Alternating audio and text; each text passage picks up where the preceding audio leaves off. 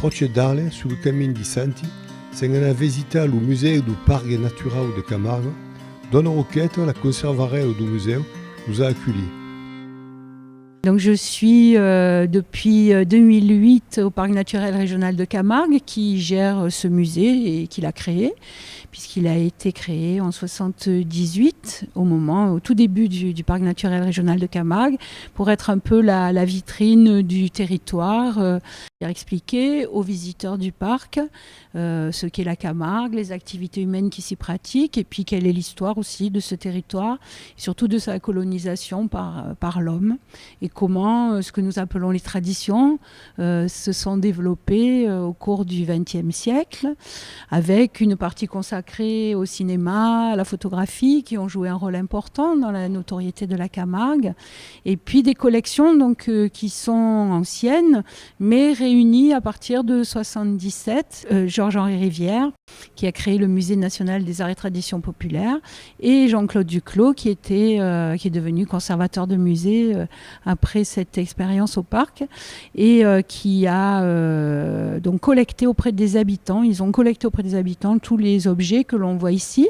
Après, bien sûr, la collecte se poursuit encore chaque année. Nous rentrons de nouveaux objets dans les collections, avec donc toujours pour souci de trouver des objets qui soient emblématiques, représentatifs des activités humaines, des mentalités, puisqu'on est un musée de société.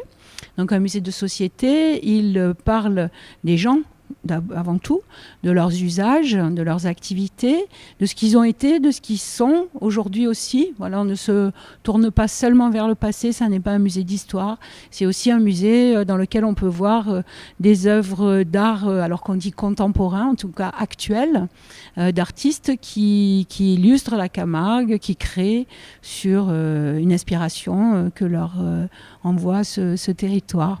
Nous avons aussi des activités donc, que nous programmons avec l'équipe du musée. C'est une petite équipe mais très active puisque nous avons toute l'année des manifestations qui se déroulent soit le soir, soit en journée, des expositions, beaucoup de rencontres avec les habitants au moment où justement ils sont un peu plus disponibles, l'hiver, à l'automne, un peu au printemps, et puis après des expositions pour les visiteurs qui viennent en Camargue durant la belle saison.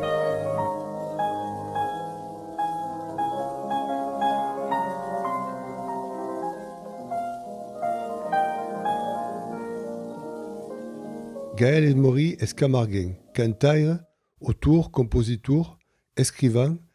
Lui est l'animateur du Parc Natural de Camargue qui nous fait visiter le musée. Bonjour à tutti, donc me disais Gaël Esmori, travaille au Parc des Camargues d'Espier Cauquisanade, et ma mission est de faire la gestion des espaces naturels qui sont propriété du Conservatoire de Ribeires.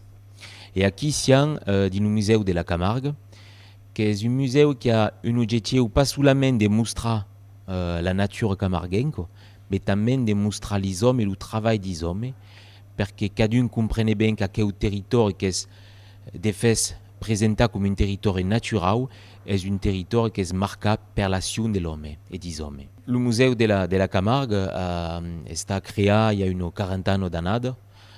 Et le principe de ce musée est d'être dans la continuité des espaces naturels qui sont alentour.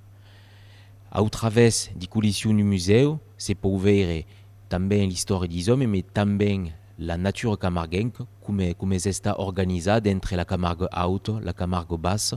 Et cours d'urbi, c'est de ce musée, c'est pour prendre le chemin de Rousti, du palun de Rousti, qui peut permettre de voir tout ce qu'avait vu dans le musée. Le musée de la Camargue est organisé et imprimer l'histoire de la Camargue, comment s'inscrit à quelle Camargue, il y a 6000 ans à peu près. Também il y a l'histoire de comment les hommes se sont installés depuis l'Antiquité dans ce territoire.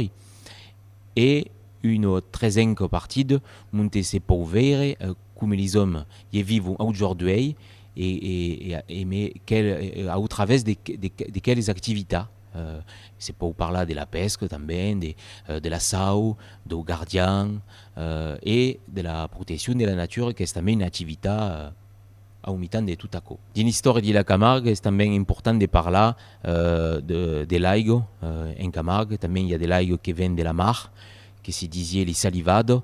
Também laigo qui viennent d'eau rose, de laigo douce, et laigo qui viennent de la terre. Et Tutaco donne des explications sur comment les hommes se sont installés en Camargue. En premier, un costume, mais une cuif qui date des années 1970, et mais também un plat, une cuillère en bosse, et mais des faïaou, qui est un plat qui se trouvait abondamment dans les cabanes de Camargue. C'est pour eux também une dourgue qui est utilisée par les femmes pour anar jusqu'au rose et pour prendre d'aigua. Et também vesen une panetière force spectaculaire qui est dans l'image de Camargue, permettre le pain. D'autres ustensiles qui trouvent dans l'image et dans les cabanes de Camargue pour garder l'ulo, pour garder l'aigo et les esclos, qui sont c'est pas un médian force camarguin que ça trouve en partout, mais qui est important pour caminar dans la Camargue, même quand il y a force fango, c'est possible d'utiliser les esclos. Alors si en avant une ocelle camarguenco, et met tous un arnachement traditionnel, c'est pour voir que c'est un arnachement qui est force bien adapté à la Camargue, et met une ocelle que c'est pour utiliser pour travailler dans les bio, que l'ocelle est force efficace pour tenir les cambes et tenir le corps du gardien, du cavalier. Il y a também une spécificité camarguaine qui est le sédin. C'est une corde qui est utilisée pour attraper les bio et surtout attraper les chivaux et qui émet des crines de chivaux. Tout aquel arnachement, tout aquel équipement est force adapté et bien particulier de la Camargue. On ne savait pas toujours que la Camargue era, avant d'être un pays de bio et de chivaux, un pays de bédigues. Il y avait des forces bédigues dans tout le territoire jusqu'à la début du siècle d'arrière.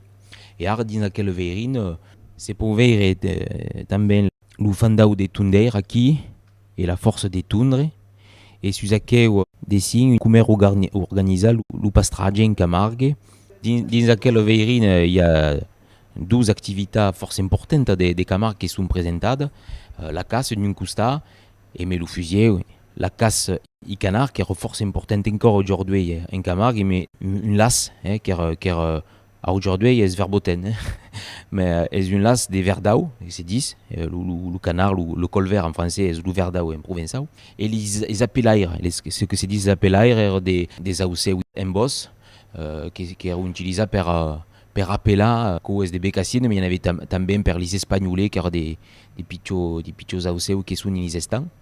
Et de l'autre côté, la pesque, et mais le gangui qui est encore utilisé aujourd'hui pour pescar dans les estans, dans les robines, les carpes ou também les anguilles, et les souliers à claveo, qui sont des souliers utilisés pour les pescaires en mar ou dans les estans pour attraper les pays plats, les sols, les turbos. Une autre activité des Camargues, qui est la vigne. Aujourd'hui, c'est une activité qui est moins importante qu'à la début du siècle dernier, où il y avait tout le nord de la Camargue qui restait en vigne, parce qu'il y avait besoin de mettre des laigues dans les vignes, surtout l'hiver, pour éviter la prolifération de phylloxéra. Et aujourd'hui, il y a encore un peu de vignes dans les terres hautes. Alors, la sau en Camargue, est-ce qu'on a eu des pieds force longtemps? Il y a toujours eu des pichos salins en Camargue et est-ce au mi-temps du siècle dernier que la sau a pris force importance en Camargue. Du côté des salines de Girau pour la sau de l'industrie chimique et du côté d'aigua morte pour la sau de la consommation humaine. Et dans laquelle verine, c'est tout l'équipement qui est propre à la saliculture. Et também la sau est transportée et met une picho bastéo qui est repas ici, qui se disait la carate, qui est une bastéo et met une forme plat qui qui permettait de transporter la sau des estan de vers l'Urose, monter ces pots être exportés dans la France ou ailleurs dans le monde. Il y a des grosses sunailles qui sont per les bio, comme le mai gros, crese que se dit le redum, per les simbeu, et les mai pichotes sont les escarlos, car sont des sunailles qui se mettaient à l'entour du coup des égos de Chivao. Dans un grand pays comme la Camargue, monter les bestes pour se escondre dans une bartasse ou dans une roselière est important pour le gardien d'avoir des bonnes sunailles. Donc, mon dernier livre est un livre per les pichou, qui se dit Tinou et le Blanquet de Camargue. C'est l'histoire de Tinou, qui est une tarnagas de Camargue, qui est une vespre fa la rencontre d'une chivao mystérieuse qui va l'importer sur son esquine et à quoi va disparaître dans le seu de Camargue. C'est l'histoire de Tinou et le Blanquet de Camargue.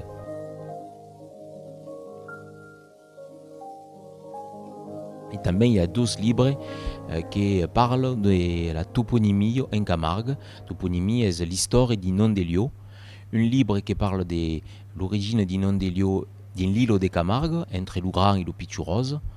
Et un livre qui parle de la toponymie entre le Pichurose et le Vidourle.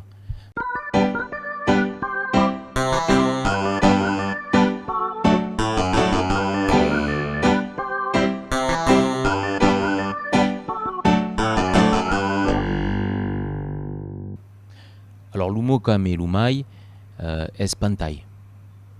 Parce que c'est un mot qui s'accorde force bien et met l'esprit de la Camargue et son univers. Le mot comme le mai est les salivades. C'est un mot qui parle de la sau qui vient dans la terre camarguaine et met la mar est também sous la terre et devient impossible que la végétation se développe et impossible que l'homme fasse d'agriculture. Alors le mot code corps, comme m'intéresse fort à la toponymie, sera Esperadou. Esperadou est un endroit monte esper. Pour espérer un canard, pour também espérer une femme, pour também espérer le tombant du soleil, Esperadou.